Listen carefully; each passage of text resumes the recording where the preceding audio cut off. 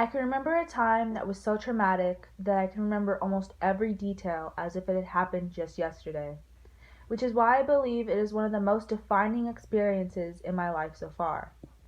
I was around 9 at the time, and it was a normal Friday evening. It was about 8 p.m., and we had just gotten through eating pizza that my grandma had ordered for dinner. Everything was normal. My brothers were in their room playing video games. I was in the bedroom that me and my grandma shared. We were watching TV while my mom and dad were still at work. I noticed that my grandma wasn't feeling well, and she had said that her heart was racing. So I took her blood pressure, and it was a little high.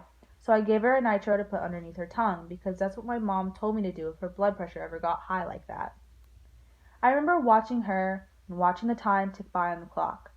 I had to wait 15 minutes before I could take her blood pressure again.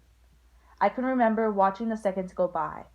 It felt like time was passing by so slowly. Finally, after what felt like an eternity, the 15 minutes had passed, and I took it again.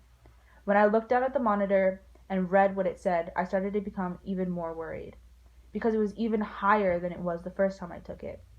So I gave her a second nitro, and I remembered my mom would give her some aspirin, so I did exactly that.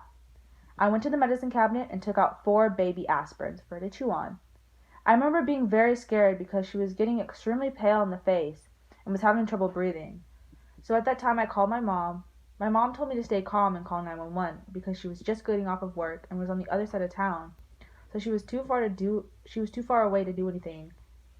But she reassured me that everything was fine and that she would be home as soon as she possibly could. So then I hung up on my mom and proceeded to call 911.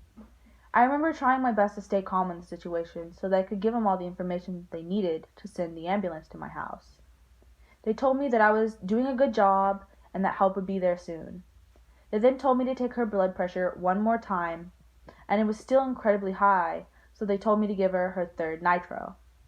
I stayed on the phone with 911 waiting for the ambulance, and I remembered that there was a list of medication that was in her dresser that my mom would always give the paramedics when stuff like this happened, so that they would know what type of medications that she was on so they didn't give her the wrong thing.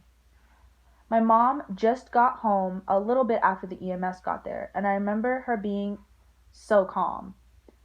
But when I saw her getting my grandma's bag ready to go to the hospital, I noticed that her hands were shaking, and in that moment I realized that she was just as scared as I was.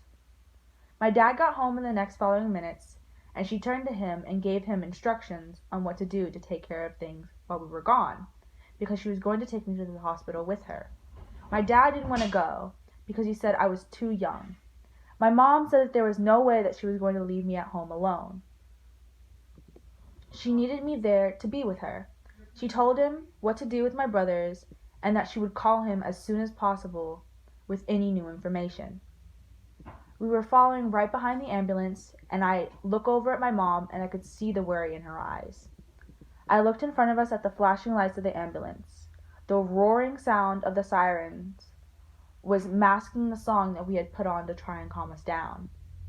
It was a song that meant a lot to my grandma. The song was Chiquitita by ABBA. I looked down at our joined hands, scared for what might happen next. The beautiful melody of the song, being drowned out by the deafening sirens, was all that filled my ears the entire way there. It seemed like forever while we waited outside the ICU. Finally, the doctor came out and told us that she had had a heart attack, and that my grandma had told him that I was the one that called 911 and had administered her medicine. The doctor looked at me and told me that I was a hero and that I truly saved my grandma's life. After that, he told me that even though I was not of age to go back and see her, that I had deserved to go back. Once I got into the room, the nurses gave me a pat on the back and told me I did a good job. But no praise was greater than the hug and kiss my grandma gave me. We could have lost her that night, but thankfully we got to spend a few extra years with her.